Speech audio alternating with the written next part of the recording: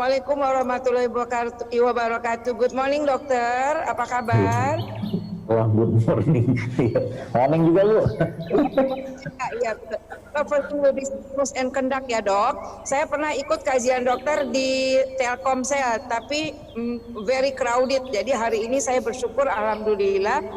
Saya punya ibu usia 85 tahun. Beliau sudah cuci darah almost 1 year. Saya pernah kasih beliau ramuan daun pandan, jahe, and then serai. Tapi begitu saya lagi kasih di rumah sakit, internisnya bilang, itu apaan itu bu? Katanya bilang, oh ini minuman saya bilang, tapi saya juga kasih mama saya, karena mama saya suka.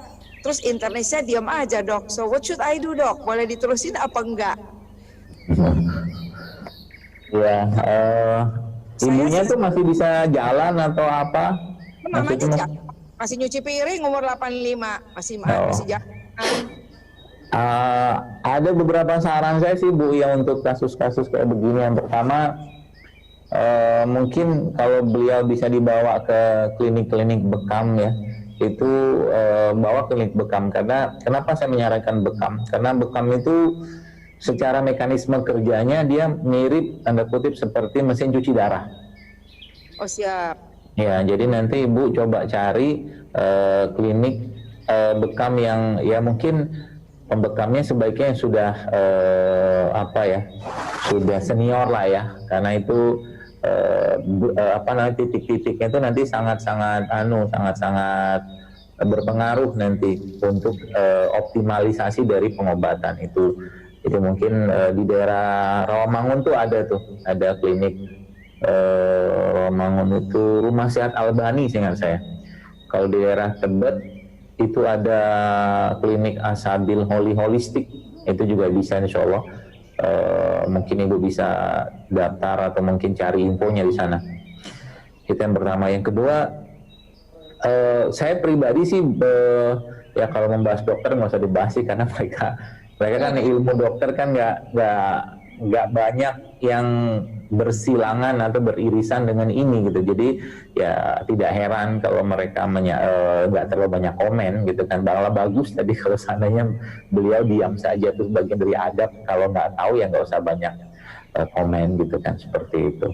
Nah kalau untuk herbalnya biasanya untuk kasus-kasus gagal ginjal atau mungkin cuci darah seperti ini, ya salah dua herbal yang saya sarankan untuk membantu ya adalah itu serai sama akar alang-alang Bu. Oh, oke. Serai sama akar alang, mungkin nanti bisa ditambahkan sedikit sama jahe gitu kan, itu insya Allah akan membantu. Dan juga kayu manis, cuman kayu manis ini mungkin harus hati-hati karena kayu manis itu dia bisa juga menurunkan gula darah. Ya, gula darah. Jadi mungkin kalau yang ibundanya itu ada gula darah, mungkin bagus pakai kayu manis, cuma harus dikontrol ya gula darahnya. Karena kayu manisnya cepat sekali memperbaiki itu, memperbaiki atau menurunkan lah gula darah. Mungkin itu saran saya untuk sementara ini. Dan dasar ya, kalau kembali ke konsep-konsep tentang penyakit ya, saya pribadi meyakini bahwa memang penyakit itu dasarnya atau mungkin akar masalah itu ada di perut gitu. Sehingga mungkin saran saya ya pertama ya jangan lemahkan lagi perut itu gitu kan, jangan lemahkan perut ya. Orang tua zaman dulu biasanya mereka makannya nggak neko-neko sih ya, setahu saya sih ya. Nggak neko-neko, mereka makan biasa-biasa aja. Tapi mungkin ya kalau kita kembali ke kenapa kena penyakit itu, mungkin itu sudah takdirnya kayak begitu.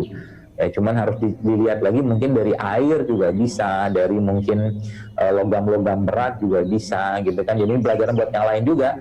Atau mungkin beliau ada orang tua itu kadang-kadang sama anaknya dibawakan makanan macam-macam gitu kan. Nah, itu juga mungkin perlu diperhatikan, terutama makanan-makanan yang tinggi karbohidrat, tinggi gula. Ya, itu juga mungkin dimonitor aja ya.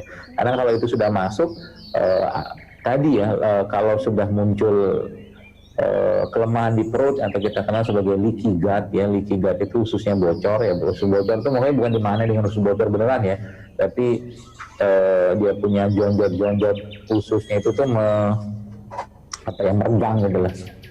Nah, itu salah satu cara paling mudahnya dengan cara tadi berbekam, dan mungkin puasa-puasa sunnah insya Allah akan baik juga buat beliau. Dan terakhir ya mungkin saran saya juga, kalau ibu bisa mendapatkan air zam-zam, ya air zam-zam itu kata Nabi SAW, ma'u zam-zam lima syuribalah. Jadi zam-zam itu sesuai dengan apa yang diniatkan. Jadi coba minum zam-zam, cari air zam-zam, dan minumlah zam-zam tersebut sesuai dengan niatnya, ya untuk kesembuhan, untuk kesehatan, keberkahan, ya macam-macam niatnya kita bisa minum dari zam-zam tadi. Dan minumnya berapa banyak? Ya tentunya jangan banyak-banyak juga, ya sesuai dengan apa yang disarankan oleh dokternya. Mungkin itu akan membantu. Wallahu ta'ala alam.